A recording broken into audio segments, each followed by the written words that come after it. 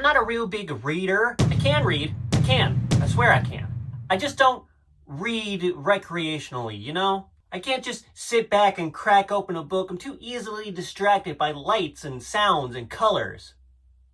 Hey, what's that over there? I even remember the first book that I ever read all the way through. It was this book, Hardy Boys, Crime in the Kennel. I think I was in 3rd or 4th grade, and we were brought to the library because they were getting rid of some books, downsizing, liquidating, I don't know. But we were all told that we could pick one book to take home with us and keep. And I just remember just looking through the pile, nothing really catching my eye, when the kid next to me picks up a book, flips through the pages, and says, "No pictures." This is legit how I remember it. So I go to the book that he threw, and it was this book. And I see the title, and I think, oh, The Hardy Boys. My uncles talked about that. I think I'm going to take this one home. And I was hooked ever since.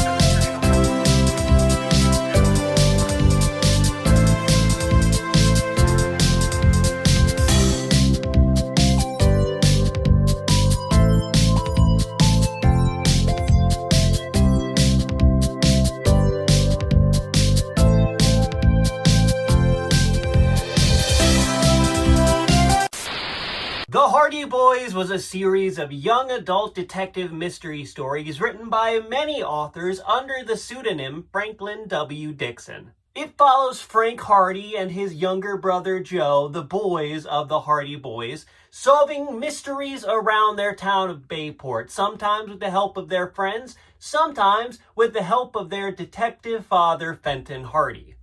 Fenton? The Hardy Boys was first published in 1927, and much like a lot of things from 1927, it was very of 1927, if you catch my drift. Between 1959 and 1973, the first 38 books were heavily revised to remove social and ethnic stereotypes and modernize the content of the books. I have to turn my AC on and off for this so that the sound doesn't pick up on the video. It's a horrible feeling. The Hardy Boys are timeless. In 1987, a new series of Hardy Boys adventures was created under the title Hardy Boys Case Files. And this series was a little hardcore. It featured murder, it featured violence, and it featured international espionage. The Hardy Boys mystery stories, of which Crime in the Kennel is a part of, ended in 2005, and a new series came along entitled Undercover Brothers, where it switches between Frank and Joe narrating each chapter. This is my least favorite entry in the entire franchise. The Hardy Boys have been so popular over the years that they've been adapted into TV shows. In the 1950s, Disney commissioned a series that would air during the Mickey Mouse Club. There was also a cartoon produced by Filmation for Saturday mornings that ran from 1969, to 1971.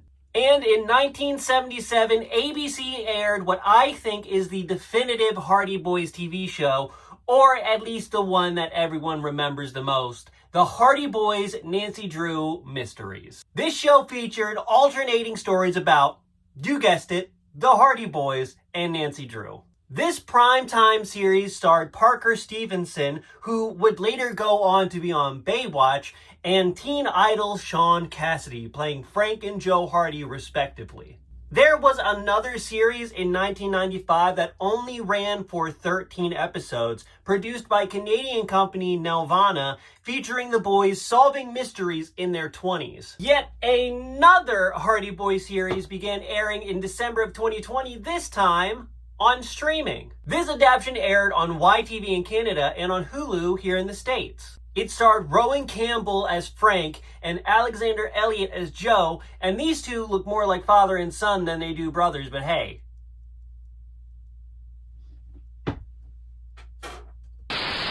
The Hardy Boys have also been adapted into video games, most notably 2008's The Hidden Theft for PC, which saw the boys voiced by Cody Lindley and Jesse McCartney, along with comic books, activity books, lunch boxes, toys, charm bracelets, wristwatches, a Viewmaster set, and 2 LPs for some reason. The Hardy Boys were also spoofed in a classic South Park episode as the Hardly Boys.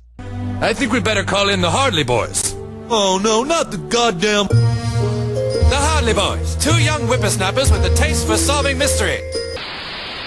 Love it. I love it so much. But oddly enough, in the almost 100 years that they've been around, the Hardy Boys has never been adapted for the big screen. There has never been a Hardy Boys movie. But there almost was. Courtesy of Ben Stiller. Ben Stiller! You my favorite motherfucker! From what I can find, according to The Guardian, the Hardy Boys movie titled The Hardy Men was announced in 2007, confirming that Ben Stiller would star alongside Tom Cruise. You heard that right. Benjamin Edward Mira Stiller and Timothy Mapother Cruise were going to portray our first big screen Hardy Boys. What? According to the Hardy Boys wiki, this movie was going to be made with 20th Century Fox, with a screenplay written by Simon Kinberg and to be directed by Sean Levy. Obviously, Stiller and Cruise were set to star, but which one was playing Frank or Joe is not specified. But apparently, this was going to be focusing on the Hardy Boys now as adults. Obviously, being no longer on speaking terms when they somehow are forced back together to solve a mystery. This was going to be an action comedy, and apparently everyone hated it.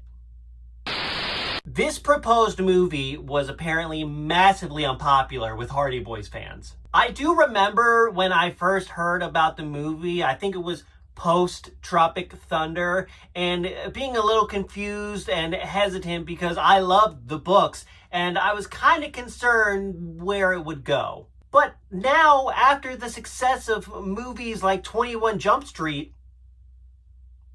why not? Why not take the Hardy Boys and make them into a comedy action movie? I don't think it wouldn't work.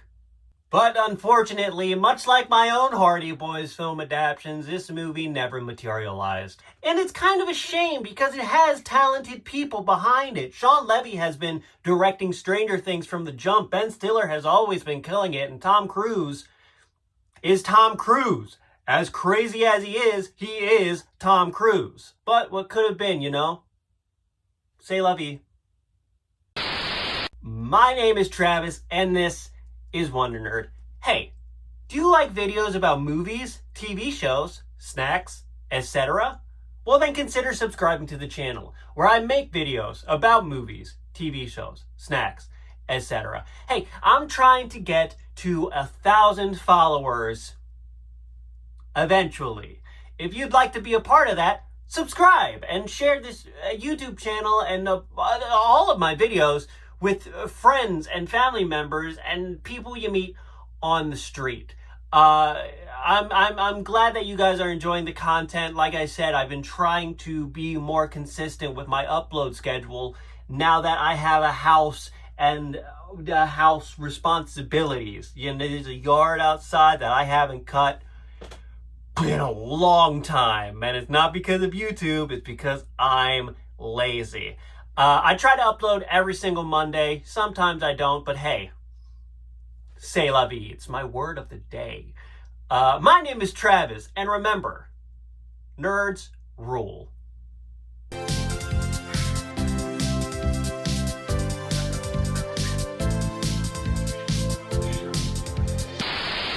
I've still got a raging clue. My clue's pointing over there now. Oh, let's follow that clue.